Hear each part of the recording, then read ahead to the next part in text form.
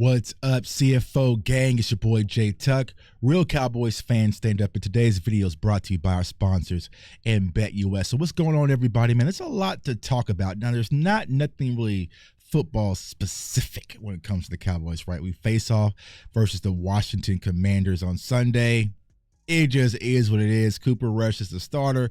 Say no more, right? So I feel like a lot of the discussions when it comes around Cowboys Nation is kind of off the field stuff, right? Because a lot of people have lost hope and kind of given up. Now, there is a way you can kind of win this game, but it's going to be a tall ask. It's going to be a tall ask, a tall order to go out there and beat Washington. I know these Commanders fans, they want us bad, right? They want to beat us bad for whatever reason, right? And here's the fun part about all this, y'all. As much as people lie and kind of boost online, like, oh, we're going to beat the Cowboys, they celebrating, and Cowboys suck, and this and that. It don't feel the same without Dak out there. They know that. They want to beat Dak. They don't want to beat the Cowboys. They want to beat Dak because Dak has been the one that's been owning them for years, right? They beat Andy Dalton. Remember the Andy Dalton game when they knocked his head off and everyone kind of stood around? Like, so the Commanders have won versus the Cowboys before. It just hasn't been against Dak, and Dak will not be out there for the remainder of the season. But we are getting some people back. We get DaRon Bland back. Looks like he is going to be a go on Sunday. Now, I will say this. I think that DaRon Bland, if healthy, right, will boost our defense, right? Because you're going to have Trayvon Diggs. You're going to have DaRon Bland. Not sure about J. Lou, how long he's going to possibly be out. But just having a second corner that can force these quarterbacks to kind of hold the ball a little bit to allow our pass rush to get pressure will help drastically. Now, is he going to be the same DaRon Bland we saw last year? We do not know. And I'm not going to slap those expectations on DaRon Bland like he's going to just bounce back and getting pick sixes and all that stuff. DaRon Bland, love you, my dog. But, hey, you ain't got to go too crazy. Cowboys fans have a plan. Some Cowboys fans have a plan with Team Tank. They don't need all these pick sixes. Sit back and let the offense score some points. We got Cooper Rush. Jerry Jones believes in Cooper Rush that he's a winning quarterback. He gives us the best opportunity and best chance to win. Let Cooper Rush and the offense go out there and score points. DaRon Bland, we don't need no pick sixes from you. But speaking of Jerry Jones, now I didn't know this actually happened, so I jumped online today. And y'all know I really don't watch First Take and some of these other shows. Like, I catch clips on Twitter or I get tagged, and no knock to some of those people. Some of those people I'm friends with, salute to Manuel Ocho, what they're doing at the facility, right? But I'll never see unless it really comes across Twitter. But I did not know, y'all, that Stephen A. Smith compared Jerry Jones to Joe Biden. Oh, I've been waiting for that moment. To happen. And it looks like the media on 105 through the Fan asked him about it today. Of course, Jerry Jones did his whole little spectacle, his whole little dancing rigmarole. But that's a crack in your ego. Because y'all remember, Jerry's older than Joe. You know what I'm saying? He's older than Joe, right? So it's like for him to be compared to Joe Biden, who had to step down for running the election because he probably got dog walked too. That's going to be a huge bruise to your ego, and I think people are starting to really realize what the main issue is in Dallas. It's our circus owner and Jerry Jones. But speaking of Dallas, right, Micah Parsons seems to be the hot topic button of discussion. He spoke to today first time because he did not speak to the media directly after the game. He told y'all he wasn't going to do that based off of what happened after the Philly game, where his words got all twisted up, right? And he was a national point of topic when it came to his comments on Mike McCarthy. So he spoke about Mike McCarthy. He apologized. He was kind of caught up in the moment, just trying to say something right, but ended up saying something wrong, which happens, right? You have to remember, a lot of these players aren't media trained, aren't media savvy. Like, they're kids, right? A lot of them are like 22, 23, right? So if you have cousins, right? Thanksgiving is next week. For your little cousins that come over as 21 and 22, try to sit them down and have a real discussion and see what that sounds like, right? So we have to remember that, but also, most importantly, y'all, we have to remember these players are human. They are just like us. Speaking of which, right, they are just like us, right? They do exactly the same things that we do. They run faster, and they jump high and get paid more money for doing it. But at the end of the day, they are just like us, right? They want to relax after a long day of work, just like we do, right? Just like we do. When I'm done with work, sometimes I want to kind of sit back and play video games, right? When I'm done with this, sometimes I want to go and just watch a movie or binge watch a Netflix show or jump on a podcast. If it wasn't for me getting an escape from work, y'all, I don't exist today. The J-Tuck that y'all know does not exist, right? This was my break from my job that I have. I was in sales. I was traveling all over the world, talking to Fortune 500 companies, right? And I needed a mental break, and Dallas Cowboys football is my mental break. So I started a YouTube channel and look at everything that kind of transpired and changed in my life. It's the same thing. It's not that they're not focused on their job. They focus on their job a lot. They think about football a lot.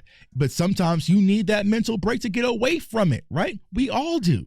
We all do. So I think that is very hypocritical for a lot of us to go out there and act like these players are doing wrong if they go on a podcast in their privacy of their own home, or they might go to the club after, like as long as it's not, I really don't care personally about what players do off the field, as long as it's not detrimental to the team, right? Now, if they're out there getting drunk and fighting and shootouts and different things like that, yeah, bro, all right, that got to stop, right? But just going out, having a few drinks in the club, or maybe just going home, doing a podcast, or playing a little golf, or hanging out with your wife and taking a few photos, that does not bother me. Going to a basketball game, that stuff does not bother me, because I know there could be a lot worse that players are doing in their free time, man. So Micah Parsons came out and he spoke about the situation that people talking about in the podcast, and he roared. The line actually roared a little bit. That, yo, hey, I'm gonna do my show. There's other players that have shows, not that big deal, but I also get paid a lot of money for doing that. And like I always say, Cowboys Nation, y'all told him to start that podcast and not go on Undisputed with Skip and Shannon. So we have some elk in that, and we have to be responsible because we told him to do that, right? And remember, he no-showed for us. Now, another hot topic button I see online, and we are going to get to this, y'all, and I feel like with the Dallas Cowboys season going the way that it's going, we're rushing the draft process, right? And I get it, right? Sometimes content creators, they want to get to it real quick, right? Tuck, who's your top 5 defensive tackles? Tuck, who's your top 5 wide receivers? Tuck. Whoa. Whoa, buddy. Don't rush the process.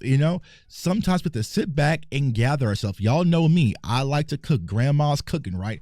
When it comes to draft, I haven't even updated my Excel sheet yet. Y'all seen my Excel sheet. I haven't even got the names and the hand sizes and all that stuff even entered. I haven't gotten that far. I'm literally just scouting players, kind of going through my process of getting eyes on players early for y'all. Just the appetizers, like we did the Mason Graham video this morning. We're not done with Mason Graham. It's not like we scouted Mason Graham, now we're done. Oh, no, we have the Senior Bowl. We have possible bowl games. We have the interviews. We have the combines. We are going to circle back with Mason Graham. And that's why you have to subscribe to the channel, because we're going to be doing those 3-hour late night film sessions where we're all watching together as a family, right?